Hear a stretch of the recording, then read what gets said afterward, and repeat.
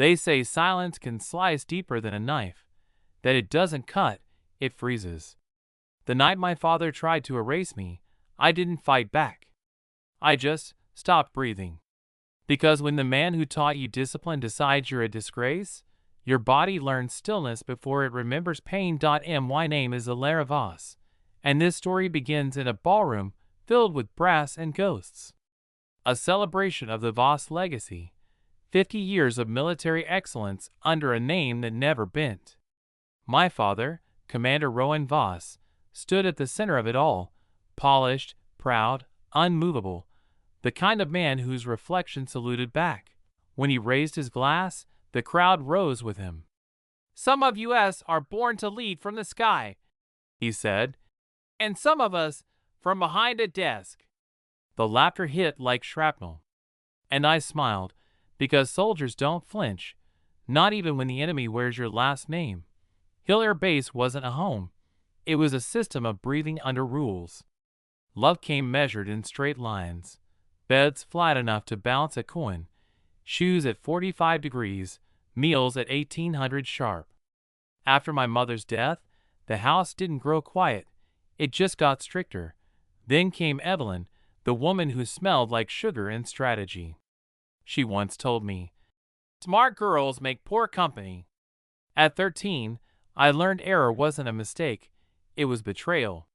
When a knee injury ended my track season, my father called it weakness. Each dawn, he made me run laps until my lungs begged for forgiveness. He called it discipline, but I called it survival. Every lap burned his approval into my skin. Every breath became armor. Atmit, I thought I'd escaped. But I still lined my notebooks like flight charts, still woke before dawn to chase a voice that no longer lived in the house.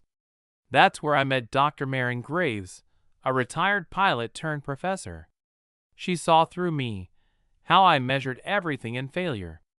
"Control isn't power," she said once. "It's clarity." Those words changed everything. She pushed me to fly again, in simulators first, then in real air. The first solo flight felt like stepping into silence itself.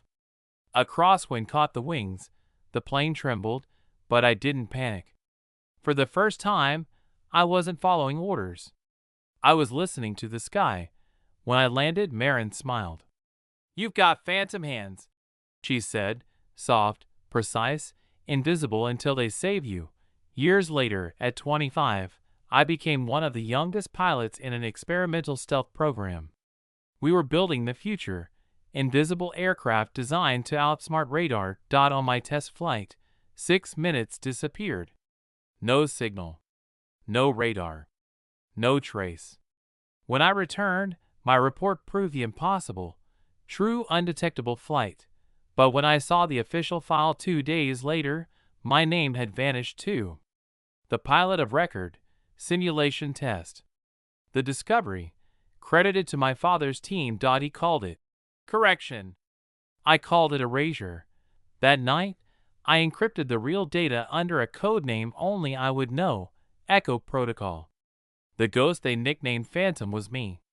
And I decided, if my father wanted a legend, I'd give him one he couldn't control. 3 years later, Phantom X was reborn, not as a secret, but a brand.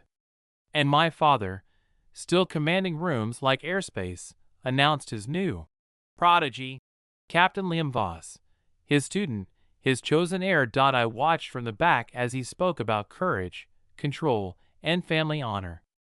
The lights adored him. But when the tribute video rolled, I recognized my own flight data, my own work, stolen and repainted. The algorithm I buried deep inside the system woke up. Across the giant LED wall, the data flickered, and then, in the corner, one line appeared, Pilot, Phantom, E. Voss. The applause froze. Silence spread like smoke. General Hale rose from the front row, his voice razor steady. "Commander Voss, care to explain this?" My father's mouth opened, but the words never made it out. I stood. Not proud, just done hiding. "No one needs to be humiliated to learn the truth," I said. And then I saluted point one by one, the others followed, officers, engineers, even Liam.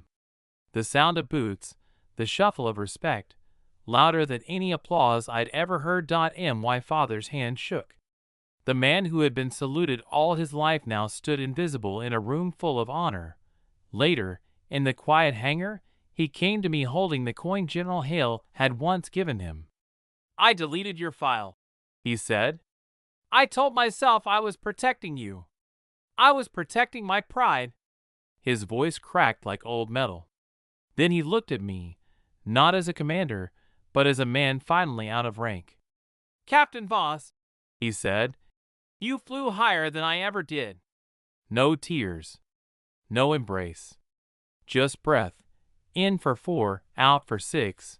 The rhythm he once used to break me now keeping us both upright. A year later, they renamed the base. The plaque read, Voss Flight Innovation Center. When I took the stage, the air smelled of jet fuel and forgiveness.